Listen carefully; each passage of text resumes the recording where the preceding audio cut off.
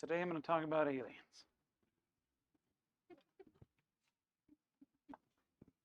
Hey, you guys. Thank you, Darren. And I'll fly away. Any of you guys ever watch the Disney Channel late at night? I mean, not Disney. Discovery Channel.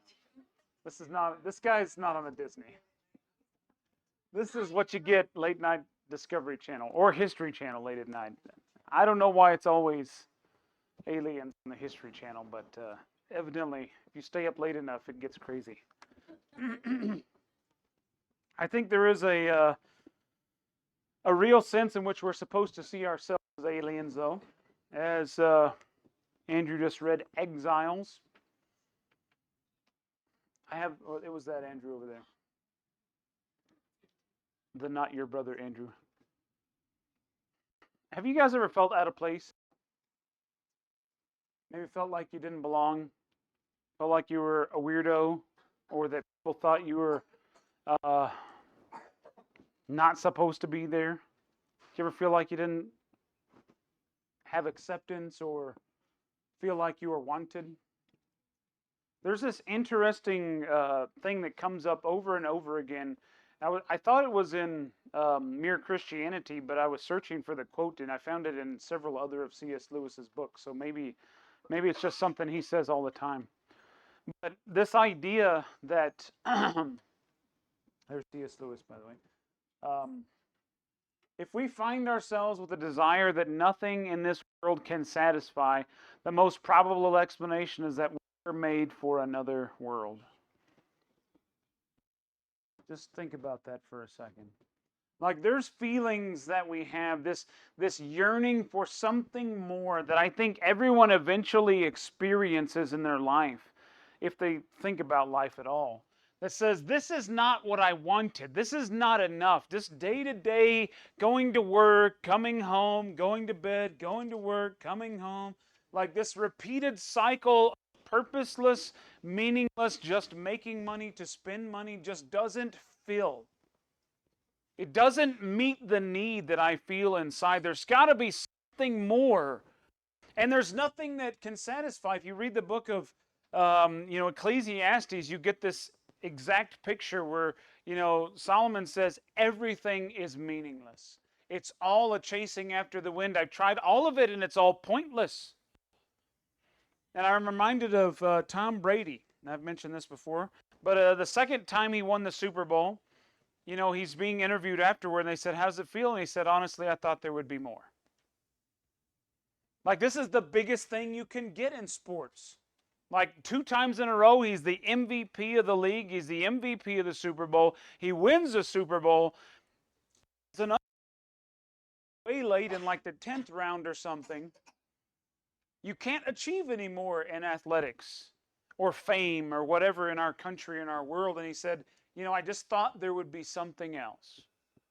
I thought there would be more. Like there's a desire that all of this achievement that everyone thinks is so great, that everyone else is striving for and desiring and wanting, I've got it, and now that I have it, I feel empty. I feel like there's something else that I want. There's something more that I need. C.S. Lewis said, I think there's a desire that points to God, that points outside of this world because there's nothing here that can meet that desire. And we try. And we try to stuff things in there. We put, fun, and we put people, and we put activities, we put money, we put achievement, we put all kinds of things into our lives trying to fulfill this need that we perceive. And at the end of the day, it's always this emptiness. Once you've achieved it, once you've completed the project, once you've got the gift, once you've bought the thing, once you've gone on the vacation, once you've seen the movie, whatever it is, it's like, okay, now what's next? Because everything here, everything that people can produce leaves this sense of it's not enough. It didn't satisfy. I thought there would be more. And this very existence of a desire for something that you can't have points to something else that isn't here. He expounds, C.S. Lewis does, on this idea, saying, there's everything that we have a desire for is something that we can have. Like a baby is born and the baby is hungry. Why is the baby hungry? God has put in it a desire for food that it can have, that it needs, and that it yearns for, and that it cries for, and when it receives that, it's comforted. And he's like, why would God put inside of us this desire for something that we cannot have unless there's something else out there? Unless there's something else that we're looking for. In another one of his writings, he said this, and this is about time, and so it's a slightly different line of reasoning, but if you can read it, it says, we're so little reconciled to time that we're even astonished at it. And you can probably notice this in your own life. We say things like, how he's grown, how time flies. You ever caught yourself being amazed that it's already Monday again? Like, what happened to last week? Where did that go? It's like we're always surprised by time, but we live in a world that is all time. Everything we do is man. Your life is ticking away. You've only got a certain more number of hours to live it. Like our entire existence is controlled by time, yet we're surprised that it passes. C.S. Lewis says, he's like, this is as strange as if a fish were repeatedly surprised by the wetness of water. A fish is like, wow, this is so wet. I can't believe how wet I am. I mean, that's strange. And that would be indeed, unless, of course, the fish were destined to become one land animal. And the point he's making is that we are not intended to be temporary beings. We're not intended to live a time-bound existence. God doesn't exist in time. He's apart from time. His very essence and being has nothing dictated by time. He created time and he lives outside of it. So the past, the present, the future are all just what is to God. It's not what was or what will be or what has been. It's just what is. That God is always present. Everything is present to God, and there's nothing that is dictated by time to Him. And we're created in the image of God. We're made to be like God. I don't think that the cats and dogs are like laying on the ground and then you get home from work and they're all excited. They come to the door, they're like, man, you've been gone forever. I can't believe how long you've been gone. This time has just been so hard to bear. I don't think they contemplate these things. They just exist. Yet there's something about us that says, I can't bear this passing of time the way it is. Bye. We'll see you next time. Yeah, dad jokes. Yeah, I knew. You were designed for eternity, not for the temporary. God didn't intend our soul to be in existence for just a little while. It's like we're supposed to be eternally with God. And from the very beginning, this is the way it was. And then Adam and Eve screwed it up. And then, well, everything fell apart. And then you had to die. You couldn't be with God forever. And so there's this thing that needed to be fixed that God had to repair. But from the beginning and still in our creation, our very DNA, we have God. That God said, I'm going to make them in my image, after my likeness. They're going to be like me. That means we're intended to be eternal. We're not intended to be temporary. We're not intended to be like, the flower of the field that fades and goes away. We're not intended to be like, dust in the wind, as Kansas would say. But we got 3 people here. Oh, even. Yeah, that's impressive. Turn to 1 Peter chapter 2, if you aren't already there. I think maybe we're supposed to feel this way. Maybe this is what God wants. He says, you're different than everybody else. I chose you to be a royal priesthood, to be a holy nation. That means set apart. That means different from all the rest. A people for God's own possession. Somebody that belongs just to Him. So that you can proclaim the excellencies of Him who's called you out of darkness into His marvelous light. For you once were not a people, but now you are the people of God. You had not received mercy, but now you have received mercy. Beloved, I urge you as aliens and strangers to abstain from fleshly lust, which wage war against the soul. Just embrace being the different duck.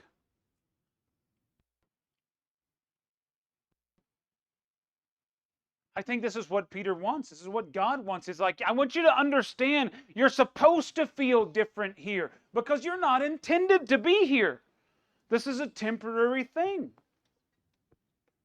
You're transitioning between eternity and eternity here. You're not supposed to stay here. That's why it's so bad to store up treasures here, because you're going to lose them all. That's why you're supposed to be looking towards what's above and not what's here. That's why you're supposed to be a friend of God and not something that is connected to the world and the world's things. We're supposed to embrace this difference and recognize it. Nobody that goes on vacation takes their entire savings account and converts it into foreign money. Would you do that? Somebody might. I mean, if you're intending to escape the government and run away forever, but not if you're planning to come back in a week. Like, I'm going to Mexico on vacation. I'm just going to take all my retirement account and turn it into pesos. Probably dumb. I mean, I think it would be a bad idea. It seems like a bad idea. But we do that with our lives sometimes. We're like, I'm going to put all of my eggs into this basket right here with these people that are right here and these things that are going on right here and right now because this seems real and important. And when you're in Mexico, you need pesos. Some parts of Mexico.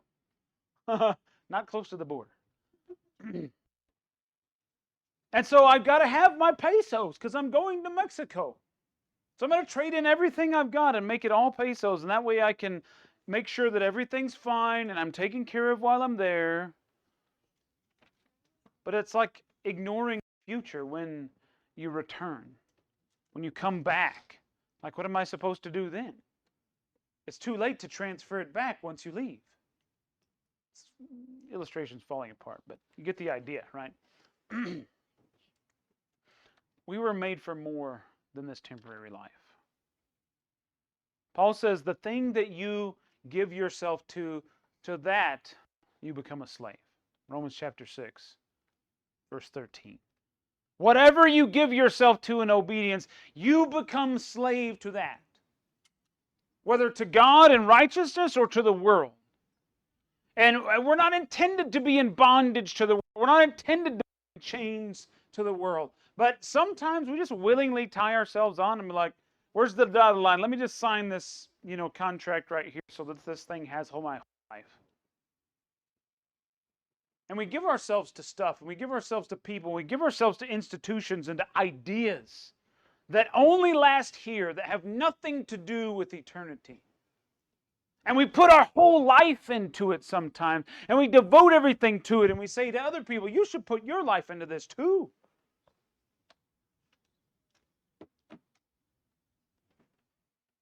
We weren't intended to stay. We're supposed to see ourselves as an alien, someone that doesn't have citizenship, someone that's not going to be here forever. But it's hard, when you're living a life that's surrounded by things that want to control you. Because they do. Ideas mostly. One more thought, and then we're going to take a break, and then we're going to go into a discussion. God gives us this choice of what we do with our lives. And He says, I'll let you have what you want. I'll give you what you want. You get to choose. And you can have what you want. If you want to live here, if you want to have riches in this life, if you want to have fame here, if you want to have the things, you can have it. But if you want to live with me, if you want to be in eternity, if you want to have me, you can have that too. But the two things are exclusive. You have to choose. And too often, people think that they can have both. Like, well, I can live this way and have this life and still go to heaven and be God. God's like, no, I want you now. I don't want you then. I want you now. I want you to give yourself to me by your own choice now, not when you die, not on your deathbed, not the last thing you say, like, oh God, please forgive me and let me be in heaven with you when I die. It's like if you really want me, this is God talking, okay? If you really want me, you have to actually act like it. You have to do the things that someone that wants me does. You have to want to be with me now, not just say, well, later on someday I'll do that. Because right now I want something else. Because God takes that as saying, I don't actually want you. And if you're married, you probably would feel the same way. I'm just guessing. Anybody in here think it'd be okay for their spouse to want someone else right now and then want them later on? It's like, sure, when you go to work, you can want that other person, but when you come home, you have to want me. That's insanity. It's not okay. We think we can do that to God, though, and He's okay with it. Like, yeah, God, I just right now, for right now, because I'm in this stage of my life and I'm doing these things, and later on, then I'll be okay with you and we'll be cool. Like, that's repulsive to God. He calls that adultery throughout the Old Testament. He calls His own people a harlot because they're willing to just sell themselves to whoever comes by. You get a choice. You get a choice. Whether you're going to live like an alien. And this is the result of living like an alien. Okay, look at verse 11 again. He says, I urge you as aliens to abstain from fleshly lusts which wage war. What is a fleshly lust that wages war against the soul? It's the things that the world wants. If you want the same things that the world wants, guess what you want? Not God. If you want the same things that the world wants, you don't want God. And He's saying you have to abstain from that. Because those things are always going to be shiny and tempting and nice and tasty and look good. But they wage war against your soul. They will destroy your being. They will keep you from God. And we have to, what's the word he uses here? Abstain. Abstain. Do not partake in the lusts of the world. He didn't say the activities.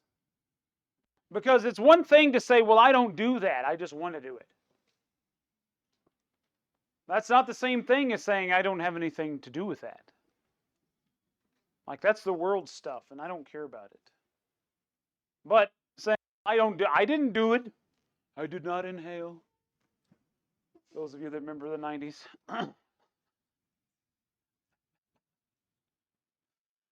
We just want to partake but don't. And wish that we could but don't. Like, where's our heart? Jesus said, where your treasure is, there your heart will be also. So let's take a break real quick, and then we'll just have some questions to discuss these things. So here's